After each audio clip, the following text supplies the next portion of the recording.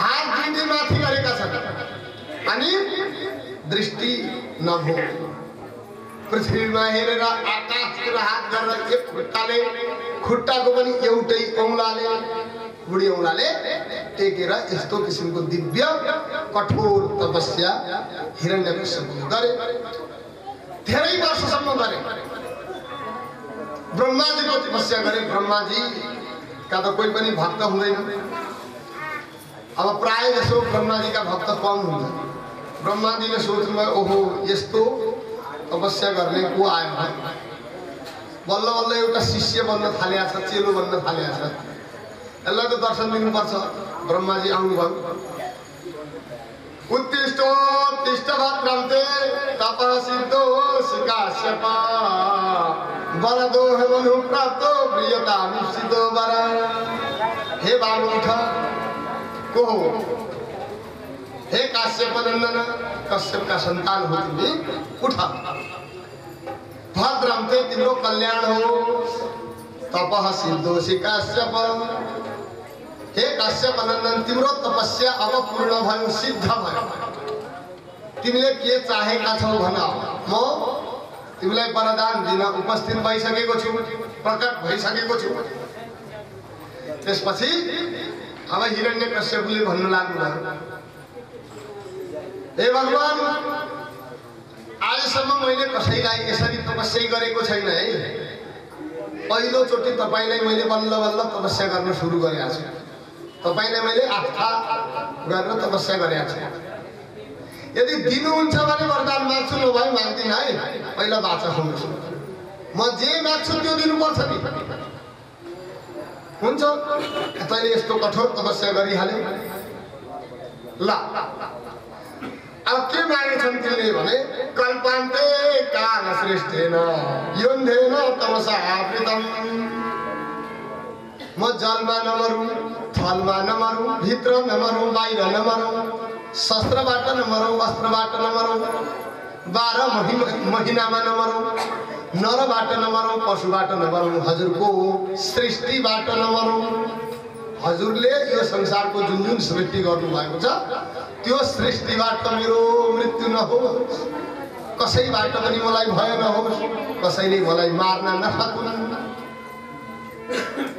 यस्तो वरदान त असम्भव छ है भन्नुभयो ब्रह्माले। होइन त्यसो भयो हुँदैन, तपाईँले अघि दिन्छु भनिहाल्नुभयो, दिन्छु त भनिहाले, अब के गर्ने? म पनि वचनबद्ध भइसकेँ। वचनले बद्ध, वचनबद्ध। अब वचनले बाँधिनु भयो ब्रह्माजी। ल दिन्छु भनेको कुरो तपाईँले दिनै पर्छ। त्यसपछि तथास्तु भन्ने। अब यस्तो वरदान माग्यो कि 12 महिनामा नमरौँ, न रातमा मरौँ, न दिनमा मरौँ, बाहिर भित्र, न शस्त्रले, न गिलो चिजले मरौँ, न सारो चिजले मरौँ, न शस्त्रले अस्त्रले कुनै चिजले मेरो मृत्यु नहोस्, अजर अमर भए भने। अब हिरण्यकश्यप घरतिर दरबारतिर आयो। अब आइसकेपछि उनले आफ्नो अत्याचार देखाउन सुरु गरे। अब त्यो अत्याचार सबै ठाउँमा उनले जहाँ जहाँ देवालयहरू छन् ती देवालयहरू बन्द गरे, मन्दिरहरू बन्द गरे। जहाँ वेदका पाठशालाहरू छन् त्यहाँ आफ्नो पाठ्यक्रम लिएर लागू गरायो। जहाँ जहाँ संस्कृत स्कुलहरू छन् ती सब संस्कृत स्कुलहरू आफ्नो कब्जा गरे। यो संसारमा भगवान अर्को कोही छैन, मेरो अलावा सबैलाई उद्घोष गरे, मेरै पूजा गर, मेरै आरती गर। ओम हिरण्यकश्यप जय आरती पनि बनायो। हिरण्यकश्यपको आरती ओम जय जगदीको ठाउँमा ओम हिरण्यकश्यप जय, यस्ता किसिमका आरतीहरू पनि उनले तयार पार्न लगाए। त भगवानको निर्मूल गर्छु भन्ने उनले सोचे। गौ हत्या पनि गर्न सुरु गरे हिरण्यकश्यपले। गाई पनि रक्षित भएन, किनकि उनले के सोचेका थिए भने नमो ब्रह्मण्य देवाय गो ब्राह्मण हिताय च जगद्धिताय कृष्णाय गोविन्दाय नमो नमः। गीतामा पनि भन्नुभएको छ नि 4 वर्ण मध्ये ब्राह्मण वर्ण सुवर्णमा म छु भन्नुभएको छ। त त्यस अनुसार अनि पशुहरूमा गाईमा म छु भन्नुभएको छ। त यो नेपाल राष्ट्र हो। यो नेपाल राष्ट्रलाई विश्वका अन्य धर्मका मानिसहरूले यो जडलाई काट्न खोजेका हुन्। जड काटेपछि के हुन्छ? रुख सुक्छ। रुख सुकेपछि त्यो रुख मर्छ। त यो हिन्दू धर्मको जड अहिले नाश गर्नका निमित्त संसारका भयभरका शक्तिहरू लागेका छन्। त यहाँ आदरणीय नगरवासी भक्तिमयी माता दिदीबहिनी दाजुभाइ तथा सम्पूर्ण श्रद्धालु महाजनहरू सनातन धर्मको हिन्दू राष्ट्र सनातन धर्म एवं हिन्दू राष्ट्र कायम गर्नका निमित्त यो श्रीमद् भागवतलाई हामीले दबावमूलक कार्यक्रमका रूपमा सिर्जना गरेका हौं।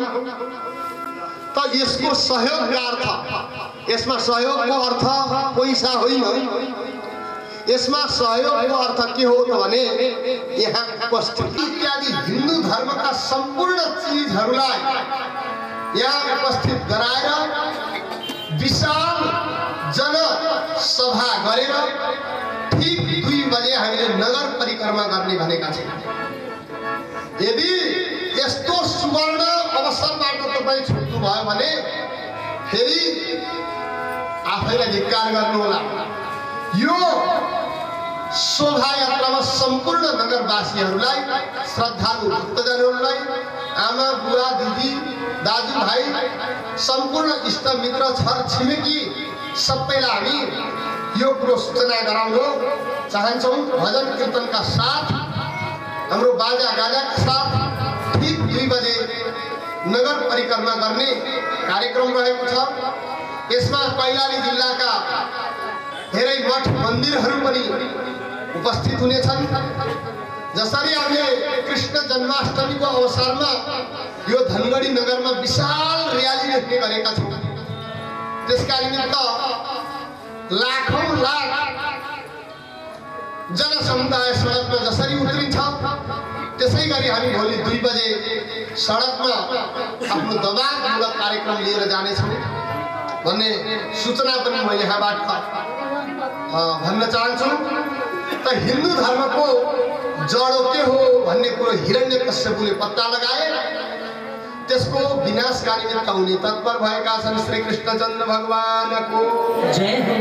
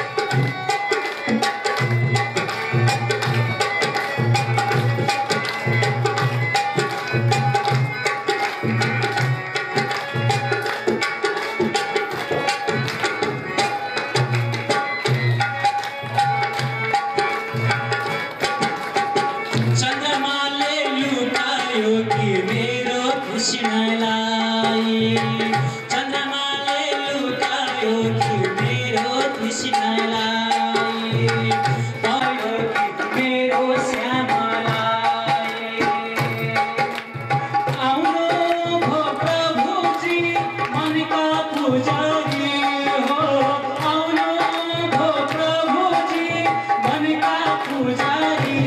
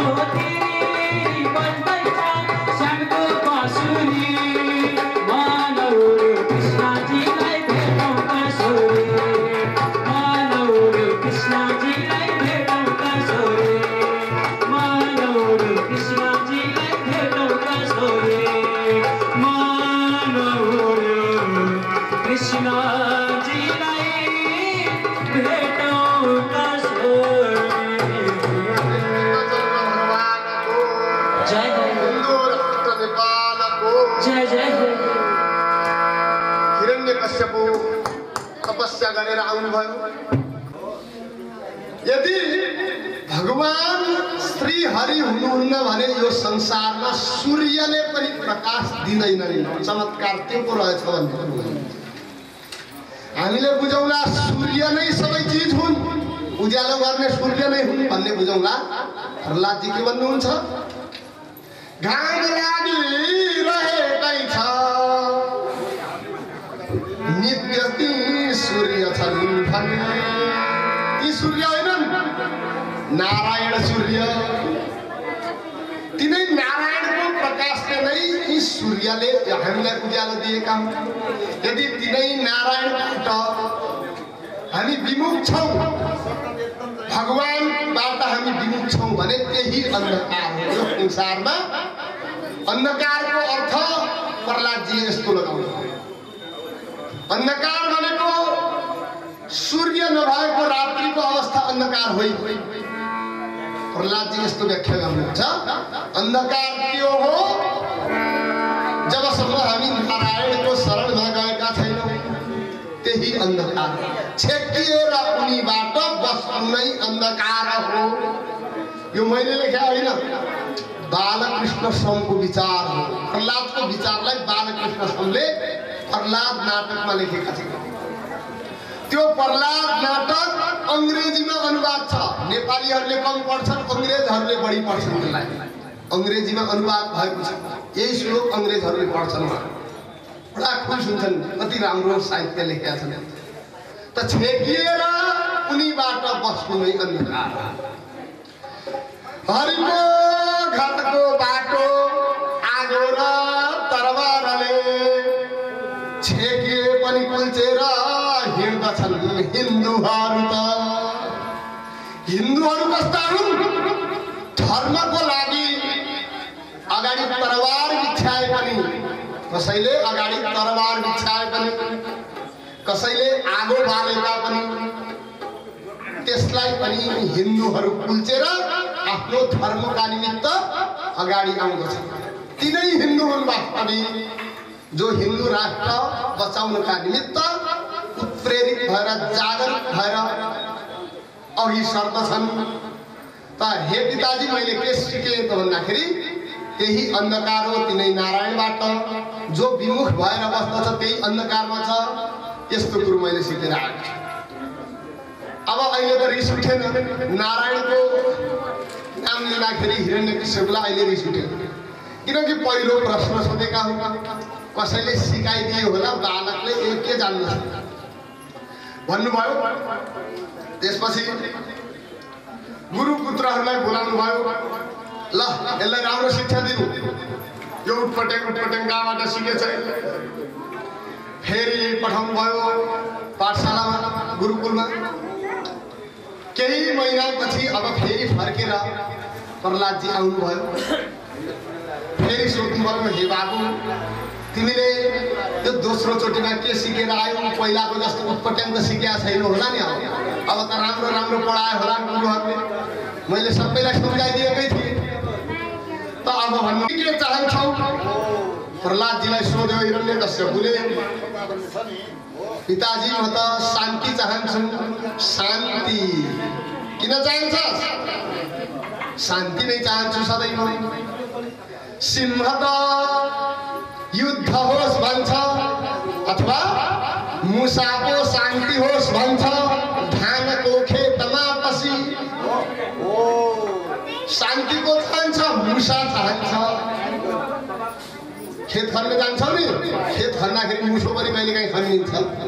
त्यो के भन्छ अरे मुसाले भने, ओहो साह्रै अशान्ति गरे यी मानवहरू, शान्ति होस् भन्छ। मुसाको शान्ति होस् भन्छ। धानको खेतमा पसी सिंह त युद्ध होस् भन्छ। नित्य गर्जना गर्दछ, म सिंह हुँ भन्छ हिरण्यकश्यपले। म सिंह हुँ, मेरो अगाडि मुसाको जस्तै शान्ति होस् भन्छस्। के को लागि चाहियो शान्ति? यो संसारमा ईश्वर ईश्वर कोही छैन, म मात्रै ईश्वर हुँ।